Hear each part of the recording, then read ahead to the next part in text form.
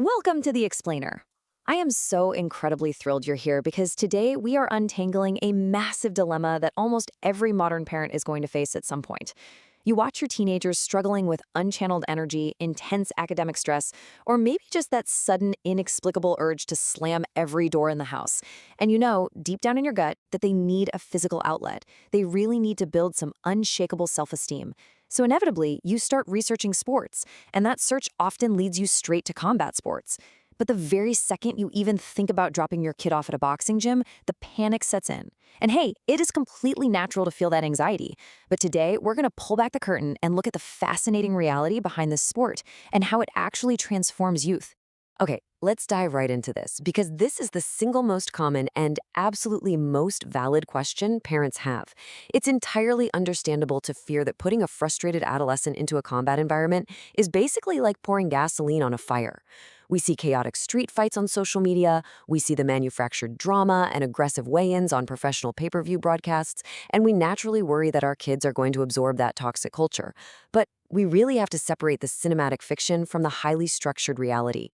Which brings us to Section 1, the myth of the bully. Let's look at the actual reality of boxing. To understand why boxing is actually an antidote to aggression, we first have to totally reframe what teenage aggression actually is. A lot of parents mistake sudden outbursts, those slammed doors, and the defiant attitudes for pure anger or a desire to dominate. But what researchers have consistently found is that it's almost always a mask for deep-seated anxiety and a feeling of complete powerlessness. Today's youth are navigating incredibly stressful environments. When teenagers, and especially underprivileged youth dealing with instability, feel out of control, their nervous system gets locked into this permanent fight-or-flight trap. Because they just don't have the mature emotional vocabulary to express that fear, it erupts as aggression. They push back simply because it's the only way they know how to exert any control over their chaotic world. So there is a massive dividing line here. On one side, you have unstructured street fighting, which absolutely amplifies anger and encourages chaos. But on the exact opposite side, we have professional boxing training, like the incredible program run by the Equal Chance Boxing Foundation. Their highly structured, deeply mentored environment does the exact opposite of what parents fear. It is literally one of the most powerful tools on earth for forging profound emotional self-control. They don't teach kids to fight with anger. They teach them that anger is their absolute greatest enemy. Let's move along to Section 2, the science of calm, and see how the physiology of this actually works.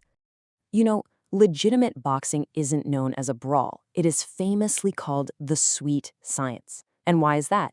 Because it is a sport of physical chess. It requires profound intellectual focus and extreme emotional regulation. A fighter acting out of blind rage is a losing fighter. Anger makes you tense, it drains your cardio in minutes, and it gives you severe tunnel vision. To succeed at all, a teen must learn to find complete calm right in the middle of chaos.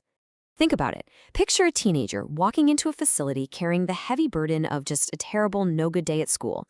Their body is flooded with cortisol, which is our primary stress hormone. The coaches don't sit them in a circle and ask them to talk about their feelings. They ask them to hit the heavy bag. This intense, explosive exertion physically burns right through that excess cortisol. And what happens next? The brain triggers a massive release of endorphins and dopamine. By the end of a grueling 60-minute session, that aggression has been completely and safely swept out of their nervous system. They're quite literally physically incapable of maintaining their anger, leaving the gym feeling remarkably grounded and quiet. Now, what's really interesting here is this concept known as the paradox of relaxation. To throw a proper lightning-fast jab, your arm has to act exactly like a whip. That means your shoulders must be completely relaxed until the final millisecond of impact. A tense, angry kid just cannot do this. They realize incredibly quickly that if they lose their temper on the bag, their technique entirely falls apart. So they literally practice letting go of their anger hundreds and hundreds of times every single session. That intense neurological focus translates directly to everyday life. That brings us to Section 3, empathy through vulnerability, and how this sport systematically dismantles the ego. Bullies are born from insecurity and ego, right? Well, a legitimate boxing gym operates with supreme humility and absolute zero tolerance for arrogance. When a tough-acting teen walks in, they are instantly humbled. And not by violence, but by the sheer crushing difficulty of the sport itself. They quickly realize how incredibly exhausting it is just to keep their hands up for 3 straight minutes, let alone trying not to trip over their own feet, matching advanced jump rope rhythms. All that false bravado, it is stripped away by physical reality. And more importantly, any display of actual gym aggression results in immediate disciplinary action. This leads to a beautiful, unexpected outcome: radical empathy. When an athlete finally progresses to highly supervised, light technical sparring, they learn a really profound lesson. They learn that getting hit is scary, and it hurts. Once a teenager deeply understands the physical vulnerability of being in that ring, they lose all desire to inflict that vulnerability on innocent people out on the street. By deeply respecting the physical consequences of violence, they transform from potential predators right into actual protectors. Let's transition to Section 4, the power of mentorship. This is where the crucial human element comes in. At the Equal Chance Boxing Foundation, the youth are guided by founder and head coach, professional boxer Ivan Redkach. It is truly amazing to look at Ivan's story. It's a story of extreme, authentic survival. He survived the brutal Soviet-style sports boarding school system over in Ukraine. And when he came to the US to turn pro, he faced crushing poverty, major language barriers, and predatory management, times when he literally could not afford to eat. He had every right to be angry at the world. Instead, he channeled all that hardship into unrelenting discipline. Defiant teens simply cannot use their defensive walls against a mentor who has survived the absolute bottom. They respect him completely. When an angry teenager walks into the gym, Ivan looks them in the eye with completely earned empathy and tells them, "Your anger is useless here. It will only make you tired. Show me your focus. Show me your discipline." This standard sets the tone for the entire foundation. True toughness isn't throwing the first punch, it's having the emotional control to walk away. But of course, we absolutely have to talk about Section 5, safety first and protecting the brain. You cannot teach a child discipline if they don't feel physically safe, period. That's exactly why the foundation utilizes an uncompromising, brain-first progression. Beginners don't even see the inside of a sparring ring for months. The foundation is entirely non-contact at first. Teens focus on footwork, balance, and shadowboxing. They must master their biomechanics on the heavy bag and focus mitts and demonstrate extreme self-control before they are ever allowed to participate in defensive drills like slipping and distance management. So the crucial point is, if these athletes ever do progress to flow sparring, it is heavily supervised and purely educational. It is never an unregulated brawl. They use professional-grade, highly padded 16-ounce gloves designed specifically to absorb impact. Specialized headgear and custom mouthguards are absolutely mandatory. The environment remains hyper-focused on technical defense and safety above all else.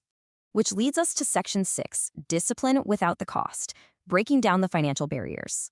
Now, we know this is the ultimate psychological intervention for a struggling teen, but there is a devastating reality in modern youth sports. The families who most desperately need this intervention are often completely priced out by expensive club fees. The Equal Chance Boxing Foundation refuses to allow a family's financial situation to dictate a child's character development, so they offer a 100% free youth sports program right here in the USA. That means absolutely no registration fees, no monthly dues, and all of the elite professional gear is provided completely free of charge. Literally, the only cost is the teenager's time and dedication. And they go even further. Knowing that simply getting a ride to a gym is an impossible hurdle for some families, they created a community training initiative. They refuse to just sit and wait behind their facility doors. They actually bring mobile boxing rings, professional gear, and elite coaches directly to local parks and underserved neighborhoods, completely breaking down geographic barriers to reach kids exactly where they are. To put that into perspective, the results of funding this kind of open sanctuary speak for themselves. With over 500 youth trained, over 150 lives measurably transformed, and a staggering 95% completion rate, it is undeniable proof that providing a safe, structured, and free environment actively turns at-risk teens into highly capable, disciplined future leaders. The foundation also establishes a crystal-clear boundary known as the Code of the Ring. A boxer's hands are considered registered tools for the gym only. The coaches make it abundantly clear that using these skills outside the gym is a massive betrayal of the sport's core values. Aggression gets left on the heavy bag. Respect and self-control are what these teens carry out into the world. And this is the real game changer. It carries over beautifully into their daily lives through a concept called stress inoculation. For a kid with a short fuse, practicing how to stay totally calm while their heart rate is spiking under high physical intensity is completely life-changing. Soon, the typical school stressors or social anxieties that used to cause massive emotional explosions feel completely manageable because they've already practiced mastering their mind under extreme pressure in the gym. As we wrap up this explainer, we are left with a really powerful realization. Boxing, done right, is the greatest tool for peace a teenager can possess. The Equal Chance Boxing Foundation doesn't teach children how to build a sword to hurt others. They teach them how to forge an unbreakable shield of self-confidence and emotional regulation. So the final question for all of us looking at the struggling youth in our communities is this: will you help them build a sword, or will you help them forge a shield? Thank you so much for exploring this vital topic with me today. Keep learning, stay focused, and I'll catch you in the next explainer.